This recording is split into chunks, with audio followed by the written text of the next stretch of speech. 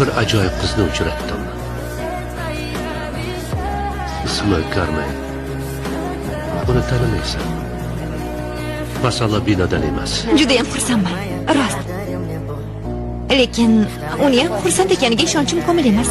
Bechorani qancha qiyinchilik kutyapti. Manuel bilan munosabatlaringiz qanday? Juda ham yaxshi. U ajoyib er. Ko'rding-ku, ikkita bolamiz bor.